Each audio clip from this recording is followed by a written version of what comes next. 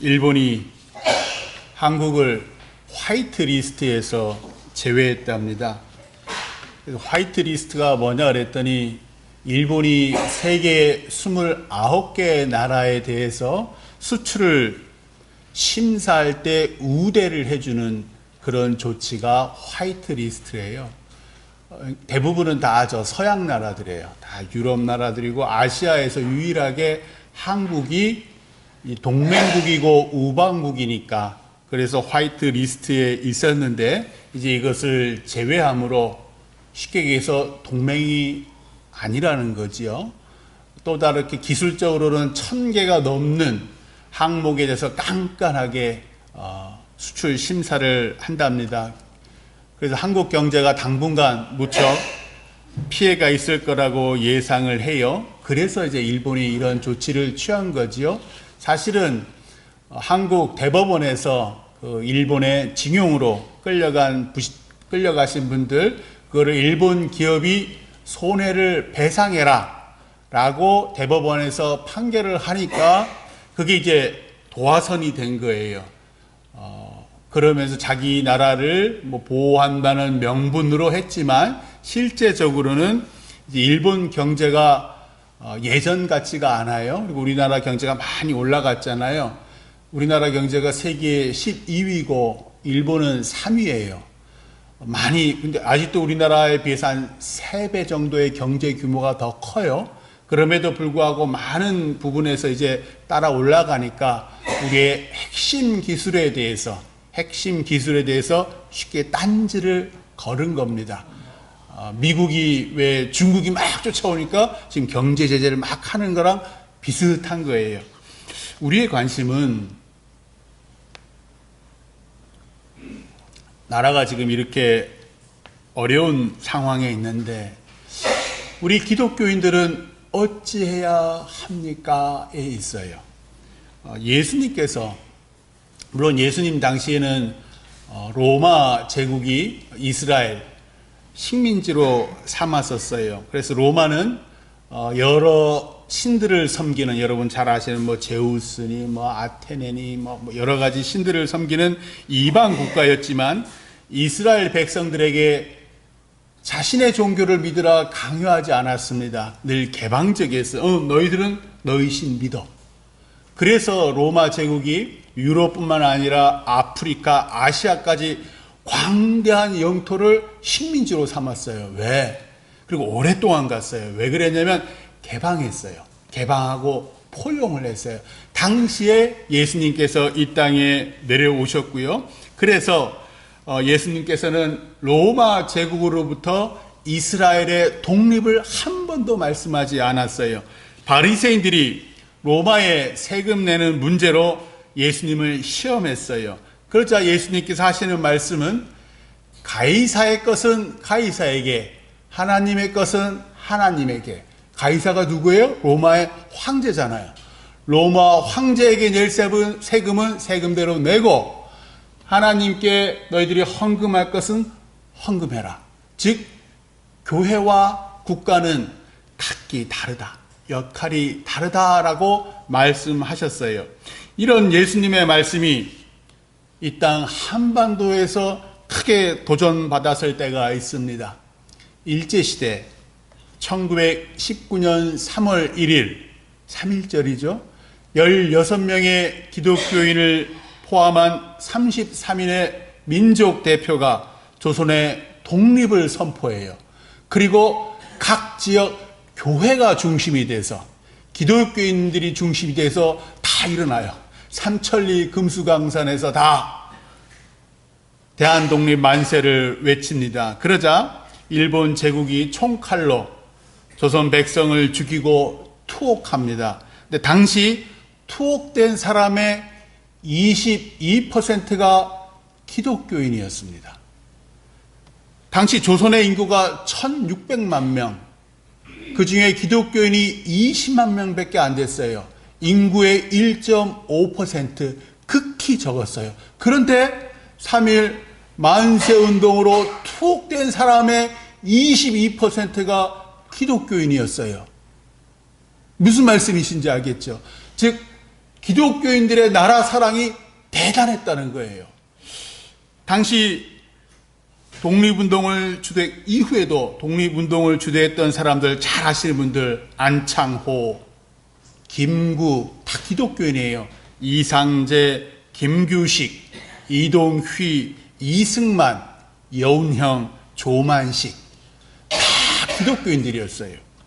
왜 당시 조선의 기독교인들은 국가와 교회의 역할이 따로따로 있다는 예수님 말씀에 순종하지 않은 걸까?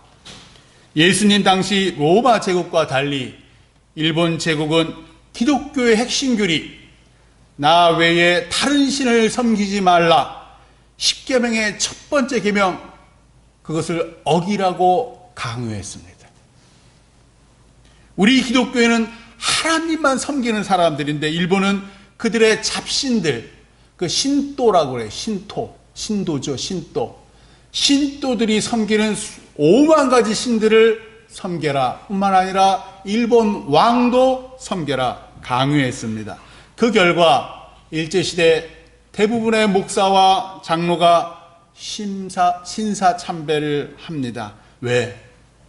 신사참배하지 않으면 감옥에 가고 심지어 죽임을 당하니까.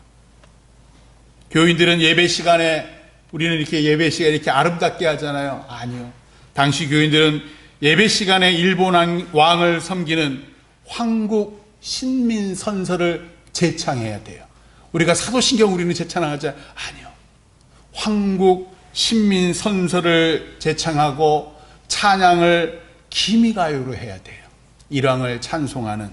예배 시간이더라도 정오가 딱 되면, 사이니엘이 울리면 일왕이 사는 동쪽 일본의 도쿄를 향해서 전부 다 허리를 굽혀 절하는 동방요배를 해야 했습니다. 또 교회마다 이동식 신사가 설치돼서 일본 귀신들을 향해 절해야 했습니다. 목사들은 일본 중이 일본 귀신인 천조 대신의 이름으로 집례하는 신도 침례를 받아야 합니다. 이때 목사들은 입술로 고백해야 돼요. 천조 대신보다 더 높은 신은 없다. 그래야지 신도 침례를 받을 수가 있습니다. 즉 조선의 교회는 천조 대신이 높으냐 여호와 하나님이 높으냐는 질문에 천조 대신이 더 높습니다라고 문구에 서명을 해서 조선 총독부에 제출해야 돼요. 그래야지 교회가 살아남아요. 그래서 주기철 목사님, 손양원 목사님께서 목숨을 바쳐서 저항한 거예요. 또 도저히 그 억압을 참을 수 없어서 만주나 중국 본토로 이도를 해서 기독교 신앙을 지키고 기독교 학교를 세웠던 많은 분들이 있어요. 여러분들이 잘 아시는 시인 융동주도 만주 용정에서 기독교 학교를 졸업했고, 또 우리 기장의 목사님 문익환 목사님, 또 그 동생분 문동환 목사님 얼마 전에 돌아가셨죠. 그분들이 다 그 기독교 학교를 졸업하신 분들입니다. 안타까운 사실은 극소수의 기독교인을 제외하고 대부분의 기독교인들은 주어진 현실에 순응하며 살았다는 겁니다. 교회의 종탑, 오늘날에는 종탑이 있는 교회가 거의 없습니다만 당시에는 교회마다 종탑이 있었어요. 땡땡 치는 거예요. 그 종탑 1540개를 일제의 전쟁 물자에 쓰라고 다 바칩니다. 그리고 헌금을 해요. 헌금을 해서 조선 장로호, 또 감리교회에서는 감리교호라는 가미가제 비행기를 헌납합니다. 일제에. 가이사의 것은 가이사에게, 하나님의 것도 가이사에게 바쳐야 했습니다. 극히 소수의 사람들만이 하나님의 것은 하나님에게 바쳐야 한다라고 떨쳐 일어났던 거예요. 참 아이러니하죠. 국가와 교회의 역할이 따로따로 있다고 분명히 예수님께서 말씀하셨고, 그 예수님 말씀대로 순종한 것은 오히려 독립운동가들이었다라는 거예요. 대다수 기독교인들이 심사참배했습니다. 왜? 그래야지 감옥에 안 가고 그래야지 먹고 사니까. 독립운동가들은 예수님처럼 십자가 죽음을 각오했어요. 그러나 대다수 기독교인들은 그러지 못했고 그 결과 일제에 부역할 수밖에 없었고 신사참배할 수밖에 없었습니다. 오늘 말씀은 모세의 뒤를 이어 이스라엘의 새 지도자가 된 여호수아에게 하나님께서 하신 말씀이에요. 줄여서 얘기하면 강하고 담대하라. 두려워하지 말라. 놀라지 말라.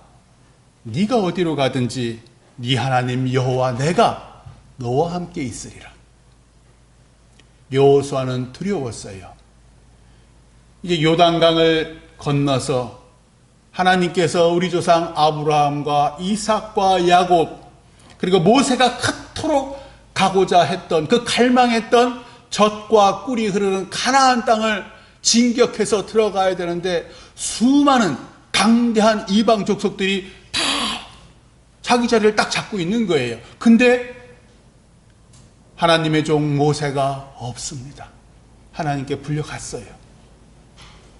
120년의 삶을 뒤로 하고 모세는 하나님께 불려 올라갔어요. 그러니까 이제 새로운 지도자가 되었는데 이 일을 어떻게, 이 사명을 어떻게 감당해야 될지 두렵고 무서웠던 거예요. 모세가 어떤 사람입니까? 이스라엘 모든 사람이 존경하고 사랑했어요. 왜? 자기들이 애굽에서 노예로 있을 때에 모세가 딱 등장하잖아요. 그리고 나일강을 시뻘겋게 물들이고 온갖 애굽 땅에 깨구리들이 들끓게 하고 황충, 메뚜기가 들끓게 하고 그리고 마지막에는 10번째 재앙이 뭐예요? 유월절. 어린 양의 피를 문설주에 바르지 아니한 그 모든 집안에 있는 가축의 제일 큰 장자 또 사람의 장남 다 죽이게 하신 그 두렵고 무서운 여호와 하나님을 직접 대면한 사람, 그 사람이 모세예요. 여호와 하나님께서 친히 새겨주신 십계명을 돌판에 들고 내려온 사람, 그 사람이 모세입니다. 뿐만 아니라 아말렉과의 전투에서 아론과 훌을 데리고 산꼭대기로 올라가서 열심히 기도해서 전쟁에서 이기게 한 사람, 그 사람이 모세입니다. 하나님이 그렇게 하라 시키지 않았어요. 그리하면 이길 줄 알고 올라가 기도한 거예요. 그런데 그 모세가 그토록 훌륭한 하나님의 능력의 종 모세가 없습니다. 여호수아는요, 모세가 있을 때 늘 쫄쫄쫄쫄 모세가 시키는 대로 했던 비서였어요. 근데 갑자기 자기가 새로운 이스라엘의 지도자가 된 거예요. 얼마나 떨렸겠습니까? 대한민국 경제는 이전에 한 번도 경험해 보지 못했던 새로운 위험과 도전에 직면해 있어요. 그래서 많은 사람들이 두려워해요. 특별히 기업을 하시는 분들, 특별히 중소기업을 하시는 분들, 정밀 가공을 하시는 분들, 그 기계 장비가 대부분 다 일제래요. 지금까지는 참 쉽고 편한 길을 갔어요. 가까운 나라 일본, 그 일본의 고도로 발전된 기술에 의지해서 물건 수입해서 그걸로 깎아서 미국에 수출하고 중국에 수출하고 국내에 팔면 됐어요. 그 결과 54년 동안, 일본과의 경제교류 54년 동안 700조 원의 만성 적자에 시달립니다. 미국과 중국에서 돈 벌어서 누구 다 줬어요? 일본 다 줬어요. 그게 54년간의 경제 교류였습니다. 이제 그 길을 떠날 때가 되었습니다. 우리가 원해서 간 길이 아니에요.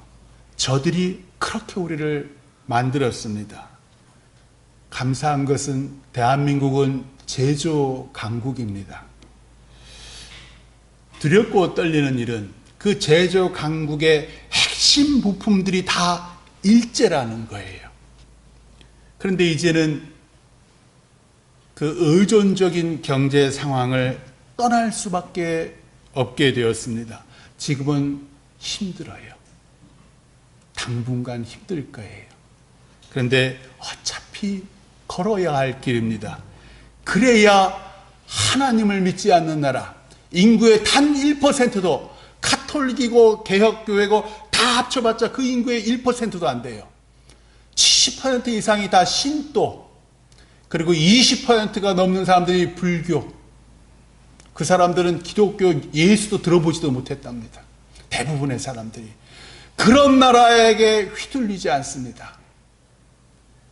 그런 일본 경제에 우리가 두 번 다시 휘둘리지 않기 위해서는 이제 해방 이후에 지금껏 일본 제조업에 기대왔던 이 기형적인 경제 구조를 벗어날 때가 되었습니다.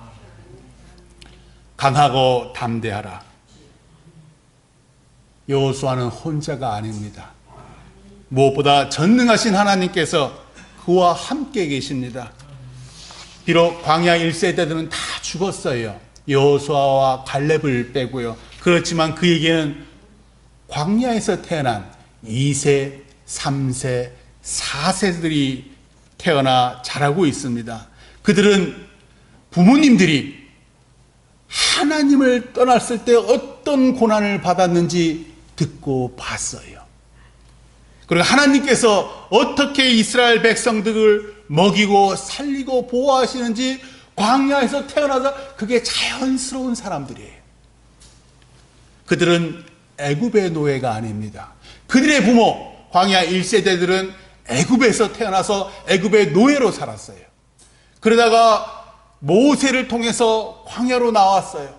그러니까 애굽의 습성에 젖어서 늘 애굽 것을 못 잊어 해서 하나님께 투덜투덜 다 죽임을 당합니다. 그러나 새로운 세대, 이들은 거룩한 하나님의 백성으로 광야에서 태어났습니다. 애굽의 노예가 아니라 하나님의 백성으로 광야에서 태어났습니다. 그래서 여호수아로부터 할례도 받습니다. 하나님의 백성이라는 표식이지요. 우리 부모 세대는 일제시대와 6.25 전쟁을 경험하면서 세계에서 가장 못 살던 때를 살아왔습니다. 미국 눈치 봐야 됐고요. 미국 놈들이 전해주는 초콜릿, 미국 놈들이 전해주는 쌀, 밀가루, 그게 얼마나 감사했는지 몸소 체험했던 세대들이에요. 그리고 일제 치하에서 일본 순사에 눈치 보며 살았어요. 그리고 심지어 6.25라는 동족 상잔의 비극 수백만 명이 죽어나갔어요. 나라가 이토록 부강해졌지만 여전히 작은 나라 콤플렉스가 이 마음 깊숙한 곳에 있어요. 그저 우리는 굽히며 살아야 돼. 우리는 그저 눈치 보며 살아야 돼. 여전히 북한한테 당했으니까 여전히 북한을 두려워하는 거예요. 경제 격차가 말도 안 되는데. 그러나 이제 대한민국은 세계 12위 경제 대국입니다. 게다가 미국만 허락하면 대륙간 탄도미사일 금방 만듭니다. 핵잠수함 우리나라 제조업이 세계 1위입니다. 항공모함 만듭니다. 단지 미국이 못 만들게 해서 못 만드는 거예요. 핵무기 금방 만듭니다. 아직은 미국의 눈치를 봐야 합니다. 그러나 더 이상 일본이나 북한의 눈치는 볼 필요가 없습니다. 우리는 어엿한 선진국 대한민국 국민입니다. 수많은 외국인들이 한국을 방문하고 유학을 오고 일자리를 구하러 옵니다. 경제는 물론 문화 또한 K-팝, 세계 청소년들이 난리잖아요. 뿐만 아니라 얼마 전에도 국제영화제에서 최고 높은 대상들 턱턱 타오잖아요. 수많은 사람들이 한국 문화에 대해서 알기 시작합니다. 그것이 오늘날의 대한민국입니다. 오늘 이 대한민국이 있기까지 하나님께서 축복해 주셨지요. 오늘 이 대한민국이 있기까지 기독교인의 인구가 1000만 명. 단지 남한의 4분의 1, 5분의 1, 20%, 25%가 기독교인이에요. 기독교인들이 직장에서, 군대에서, 가정에서 하나님께 기도한 거예요. 나도 잘 살고, 나라도 잘 살고, 교회도 잘 살자고. 그 결과 오늘날의 이 대한민국이 있던 것입니다. 앞으로도 우리 기독교인들이 시퍼렇게 살아있는 한 예수 그리스도라는 복음이 직장과 가정에 살아있는 한 대한민국은 하나님의 능력으로 더욱 부흥할 것입니다. 그래서 오늘의 경제의 위기는 대한민국의 재도약을 위한 기회입니다. 우리가 늘 말하잖아요. 고난이 왜 유입되는지. 이 고난을 통해서 더욱더 힘써 기도하고 무엇보다도 기죽지 마세요. 이 기회를 통해서 더욱더 많은 기독교인들이 생겨날 줄 믿습니다. 교회마다 새 신자들로 넘쳐날 줄 믿습니다. 오늘 여호수아 1장에서 하나님께서 여호수아에게 말씀합니다. 강하고 담대하라. 두려워하지 말며 놀라지 말라. 하나님의 말씀, 성경을 묵상하고 그 말씀대로 기도하고 행하며 살아라. 그리하면 어디로 가든지 형통하리라. 구한말 대한제국은요, 1910년 단 한 발의 총성도 없이 일본 제국의 나라를 빼앗겼습니다. 이유는요, 일본의 선진 문물을 받아들여야 한다. 작은 나라가 큰 나라의 상대가 되겠느냐? 일본에 합방되는 것이 오히려 득이다. 정치인들이 제일 앞장서서 얘기했어요. 지식인들이라는 나부랭이들이 좀 배웠다는 것들이 오히려 일본에게 무릎 꿇고 일본에게 합방되어야 한다고. 알고 보니 그들은 뒤로 일본으로부터 막대한 경제적 이익을 뒤에서 다 챙겼던 거예요. 매국노들. 오늘날에도 비슷한 주장을 하는 사람들이 대한민국에 있습니다. 참으로 안타까워요. 하나님이 계신데, 전능하신 하나님께서 우리 대한민국의 기독교인들과 함께 하시는데 도대체 무엇이 두렵고 무엇을 계산한단 말입니까? 하나님을 믿지 않는 경제대국 일본, 저 난공불락의 강대한 여리고성, 하나님께서 일주일 만에 함락시키셨습니다. 하나님께서 강대한 가나안의 수많은 족속을 이스라엘 후손들에게 넘겨주셨습니다. 백발이 성성한 갈렙이 하나님께 외치잖아요. 그 나라의 주께서 약속하신 이 산지를 내게 주옵소서. 헤브론 성을 그 백발이 성성한 노인이 제일 앞장서서 헤브론 성을 쳐서 정복합니다. 이 어려운 시기, 나라가 일본의 경제 침략으로 흔들리고 우리 교회는 개발 과정에 있으며 가정은 잠시 이사할 때를 알아봐야 합니다. 이 시기 하나님께서 우리 금토교회 성도들에게 무엇을 원하실까요? 하나님의 말씀을 주야로 읽고 기도하고 그 말씀을 지켜 행하라. 말씀에 길이 있고 기도에 능력이 있습니다. 이 어려운 시기 나라를 위해, 교회를 위해, 가정을 위해 기도하시고 말씀대로 살도록 노력하세요. 그리함으로 하나님의 형통케 하심을 체험하시는 우리 금토교회 성도 되시기를 주님의 이름으로 축원합니다. 기도하겠습니다.